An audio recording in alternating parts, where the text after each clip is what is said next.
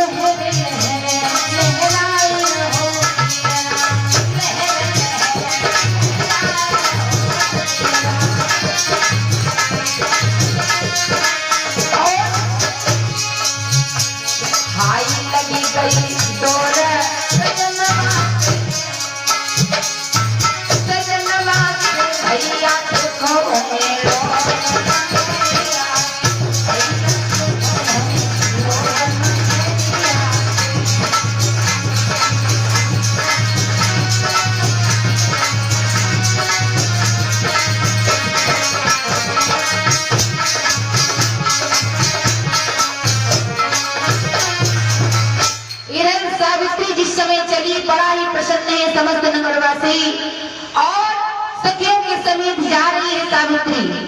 और चलते चलते भैया देश विदेशों में भ्रमण कर रही है, लेकिन कोई वर नहीं समझ में आया, कोई वर अच्छा नहीं दिखाई दिया। आज अंत में सावित्री ने हार मान ली और घर की ओर चली। और तब तक देखा एक बगीचा है, वो बड़ा ही सुंदर बगीचा है। आज सावित्री ने क्या किया है, आज महाराज अपने सखियों के समेत उस बगीचे में घूमने के लिए गई। और जब बगीचे में घूमने के लिए गई तो देखा, क्या देखा कि एक युवक, एक व्यक्ति पेड़ पे चढ़ा हुआ लकड़ियां काट रहा था। वो कौन था? वही महाराज सत्यवान थी जो लकड़ी को काट रहे थे। सावित्री ने जिस समय ऊपर को निगाह करी है तो देखा, तो विचार करने लगी, अरे बहना अब तो मैं बड़ा प्रसन्न हूँ। क्या मतलब? बोले मुझे लग रहा है कि यही मेरे हितकारी हैं, यही मेरे पति बन जाएंगे। देखो ना बहना, कौन? बोली ऊपर देखो, ऊपर निगाह करो। हाँ, जब सावित्री की सखियों ने देखा, बोली बहना ये, अरे तेरे योगी वर है तेरे? बोले हाँ हाँ, ये मेरे योगी हैं। अरे यही मेरे प्राण प्यारी और यही मेरे पति अब बनेंगे। इतना कहने के बाद में आज नीचे से सावित्री ने आज महाराज सत्यवान को आवाज लगाई है। आवाज क्या लगाई है कि महाराज कौन हो तुम, और तुम मुझे जरा कुछ अपना परिचय बताओगे? जिस समय ये बात सत्यवान ने सुनी है तो बोले देवी मैं परिचय तुम्हें बताऊंगा। बोले फिर कहाँ रहते हो, क्या नाम है तुम्हारी माता, क्या नाम है तुम्हारे पिता का? जिस समय ये बात महाराज सत्यवान ने सुनी तो जवाब दिया है देवी, अरे मेरे पिता का नाम धनुषसेन है और मेरी माता का नाम शिव्या है। हाँ, और मैं वन में कुटी बना करके रहता हूँ और यहाँ पे मैं लकड़ियां काटने के लिए आया हूँ। भैया शांति में कर चुप करवाता था, देखो ख्याल नहीं था भैया। इधर क्या दिया है महाराज सत्यवान ने अपना परिचय बताया। उसके बाद में सत्यवान ने भी पूछा कि देवी तुमने मेरा परिचय क्यों पूछा और तुम कौन हो, तुम्हारे माता पिता का क्या नाम है और यहाँ क्या करने के लिए आई हो? जब ये बात सावित्री ने सुनी तो जवाब दिया महाराज मैं तुम्हें अपना परिचय बताऊं? बोले हाँ बिल्कुल। तो बोली सुनिए, ध्यान से सुनना महाराज। क्या बोली महाराज सत्यवान से सावित्री? सुनो महाराज, कि मातृ देश सुख धाम सावित्री नाम सुनो हितकारी, है असुपति मेरे पाप रे मैया है माधवी।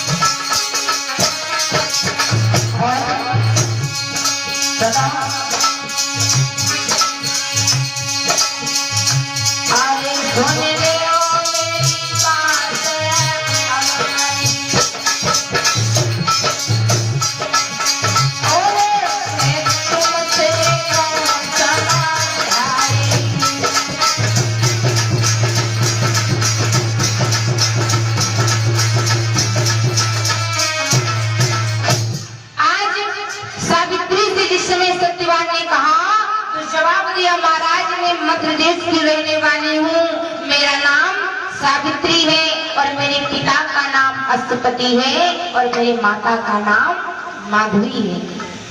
और मैं करने क्या आई हूँ? तुमने ये भी पूछा। बोले हाँ क्या करने आई हो? बोली मैं यहाँ पे वर ढूंढने के लिए आई हूँ, पति चुनने के लिए आई हूँ। क्या तुम मुझे अपनी पत्नी के रूप में स्वीकार करोगे? जिस समय ये बात महाराज सत्यवान ने सुनी, बोली देवी तुम क्या कह रही हो?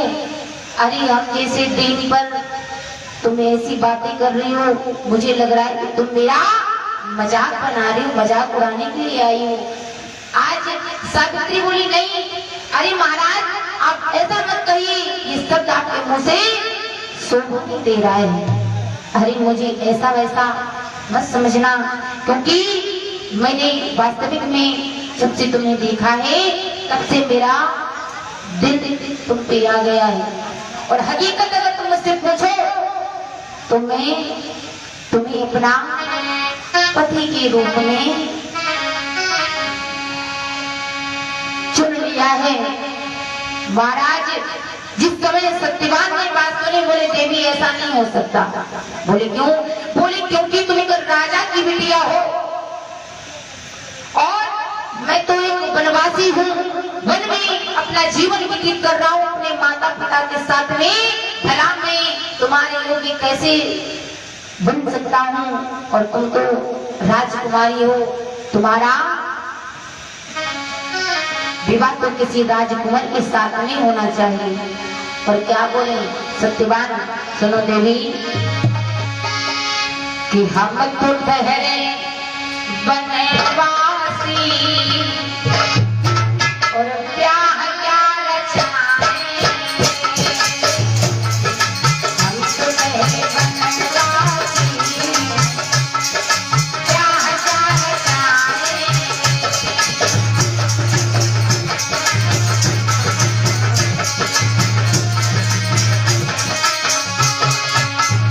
क्या बोले सत्यवान, सुनो देवी, हम तो ठहरे वनवासी अरे ब्याह क्या रचाएं, हम तो ठहरे वनवासी ब्याह क्या रचाएंगे। किस्मत के मारे मैंने आंसू बहाए,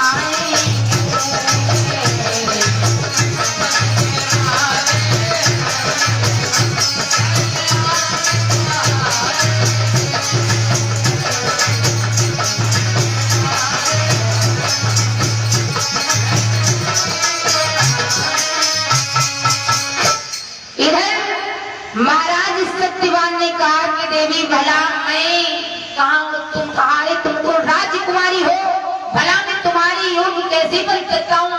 उसी समय सावित्री बोली नहीं स्वामी, अरे मुझे अपना बना लो, अपने से दूर मत करो। क्यों?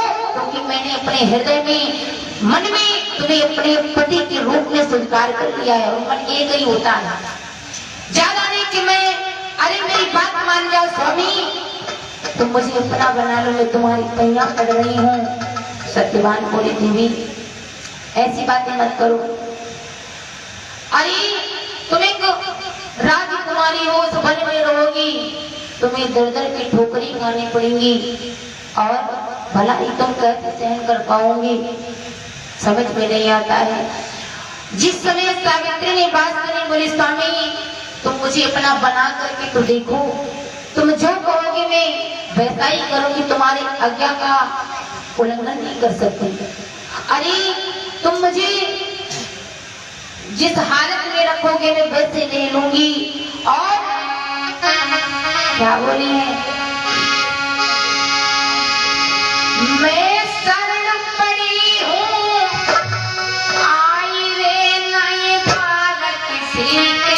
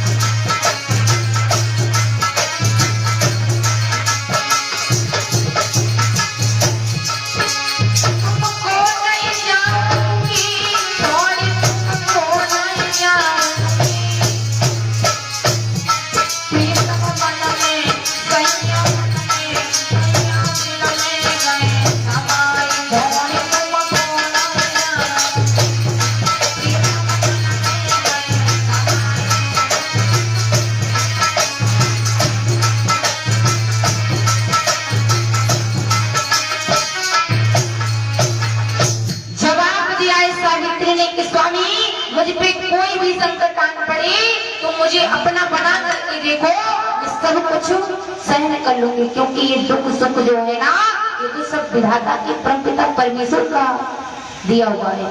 भगवान के प्रति मैंने सब छोड़ दिया है। और स्वामी, अगर तुमने मुझे अपना नहीं बनाया तो मैं अपने घर नहीं जाऊंगी, यहीं पे मर जाऊंगी, याद रखना।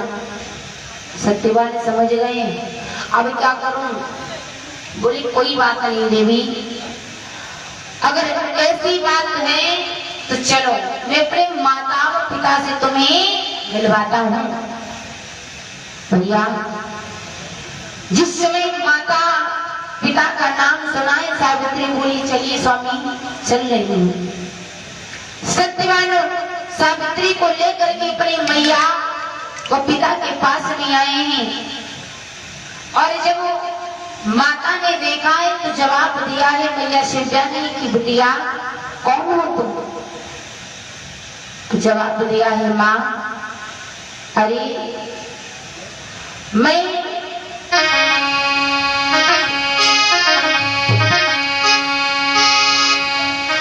तुम्हारे पास में बड़ी आशा के साथ में आई हूँ। क्या मतलब? बोली माँ तो मुझे क्या अपने बहू के रूप में आप मुझे स्वीकार करोगी? क्या मतलब? बोले हाँ। मैया ने इस समय सावित्री की ओर देखा, बोली अच्छा तो मेरी बहू बनोगी? चंद्रमा जैसा चेहरा, इतनी सुंदर, भला ये कैसे हो सकता है? अरे बिटिया मेरे पास में है क्या, तुम तो एक राजकुमारी हो।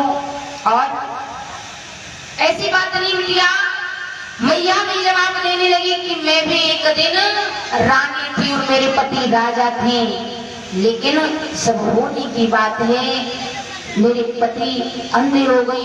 उसके साथ साथ में जब मेरे पति अंधे हो गए तो दुश्मनों ने चढ़ाई कर दी, मेरा सारा राज्य सब कुछ छीन लिया। इस कारण से मैं यहाँ वन में झोपड़ी बना करके रह रही हूँ।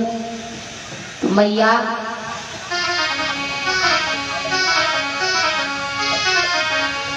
सावित्री बोली है कि सब माँ ज्यादा कहलवाओ, अरे मैं तुम्हारी बहू बन के ही रहूंगी। सुनो कि हाथ जोड़ के कहीं पड़ो तुम्हारे पैया और तुम्हारे पुत्र को मात बनाऊं मैं सैया।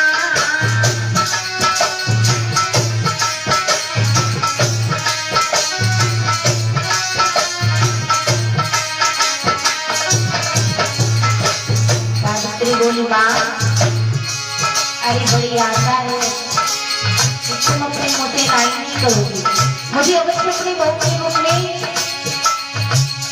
स्वीकार करोगी क्या? हाथ जोड़ के कहीं पड़ो तुम्हारे पैया, तुम्हारे पुत्र को बनाओ मैया मैं सैया।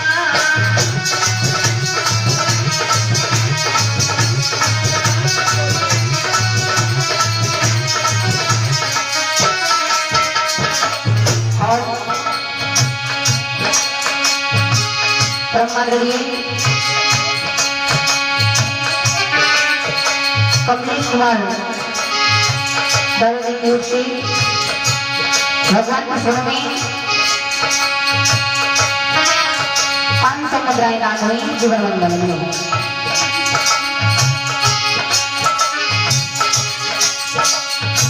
हाथ जोड़ के कहीं पड़ो तुम्हारे पैया, तुम्हारे पुत्र को बनाऊं मैं हाय हाय सैया।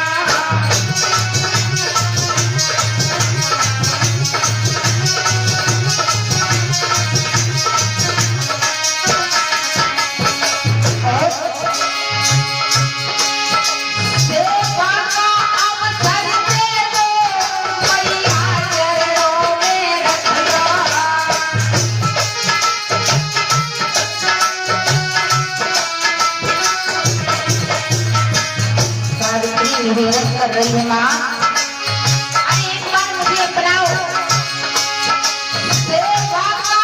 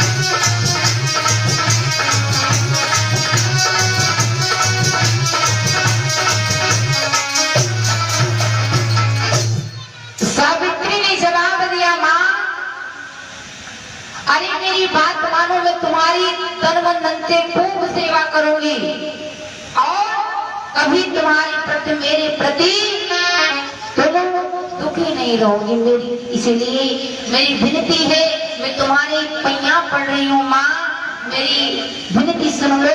अरे मुझे अपनी बहू के रूप में तुम स्वीकार कर लो। मैया रो रही है, बोली बिटिया ये तुम कैसी बातें कर रही हो, कुछ समझ में मेरी नहीं आ रहा है। बोले मैया इसमें समझना भी मत, बस तुम मुझे हाँ कर दो। बोलो कि तुम मुझे अपनी बहू बनाओगी या नहीं बनाओगी। मैया ने जब बात सुनी बार बार सावित्री की, तो जवाब दो बिटिया, अरे तुम्हें पता होना चाहिए कि जब समय बिगड़ता है ना, हाँ हाँ बोले तब कोई अपना नहीं होता। ये तो बात सही है दादा। जब दिन अच्छा हो, समय अच्छा हो, तब सभी अपने होते हैं, और जब कुछ पास में नहीं होता है, जब दिन बुरे होते तो सगा बाप भी, सगा बेटा भी